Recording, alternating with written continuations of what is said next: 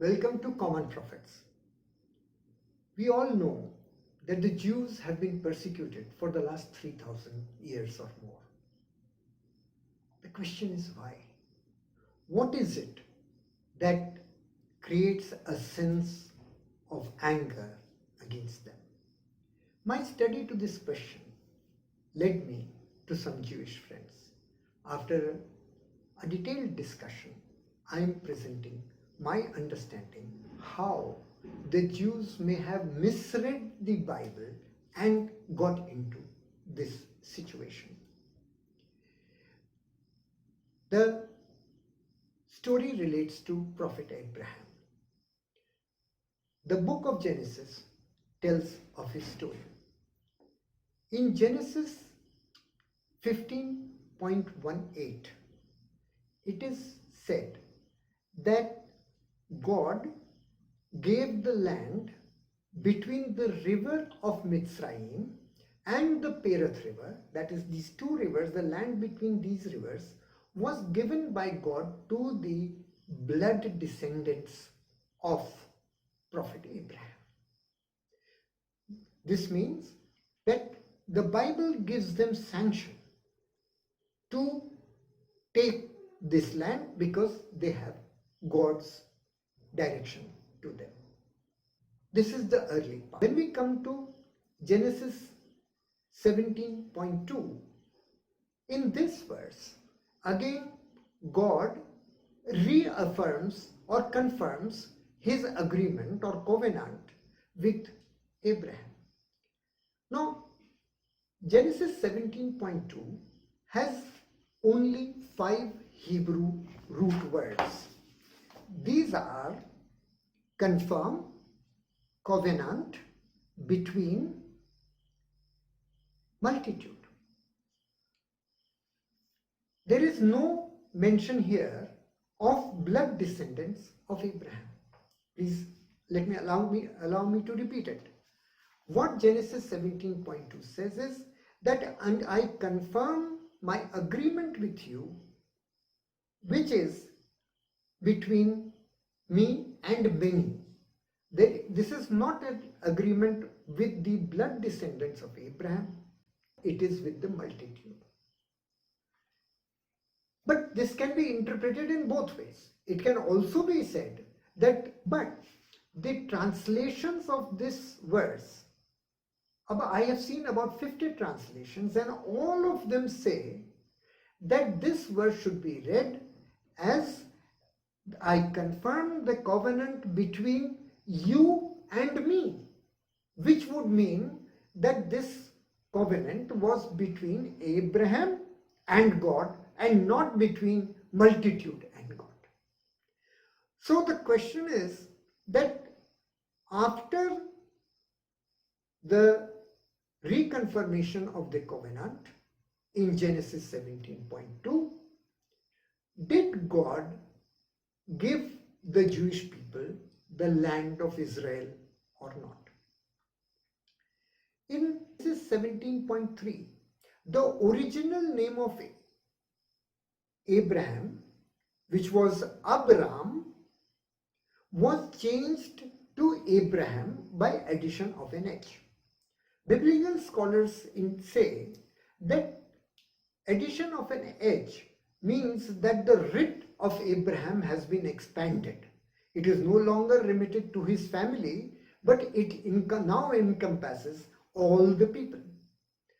Now, more interestingly, after 17.3, God does not bequeath or God does not give the land between Mitzrayim and Pereth at all. In Genesis 17.15 to 22, God blesses the family of Abraham to beget a large number of sons. In Genesis 22.17, God blesses the family of Abraham to win over the enemies. But there is no giving of land. So, as far as I am able to understand, the story is like this.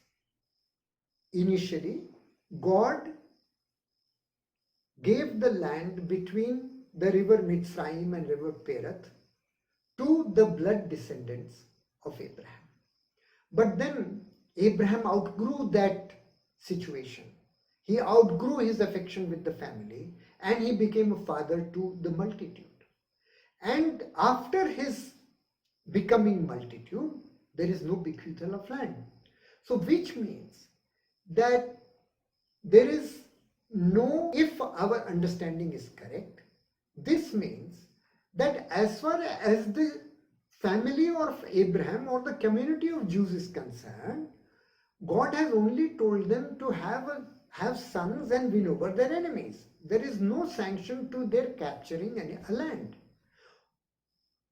And after Abraham became Abraham, there is no bequeathal of land, because then Abraham becomes a father to all the people.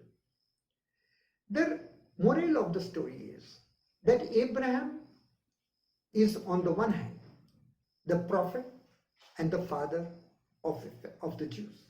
On the other hand, he is the prophet and father of all the people. So the question is whether we will limit the covenant of Abraham to a specific family or people. If we do that, then it follows that the promise made by God in Genesis 15.8 to give the land between Mitzrayim and Perath to the descendants of Abraham is valid, and then they develop a sanction to occupy the land of Israel. However, if we think that there was a change at Genesis 17.3 and Abraham became Abraham, and after that the bequeathal of land or giving of the land does not apply, then the very moral sanction from the Bible for the occupation of Israel by the Jewish community does not hold.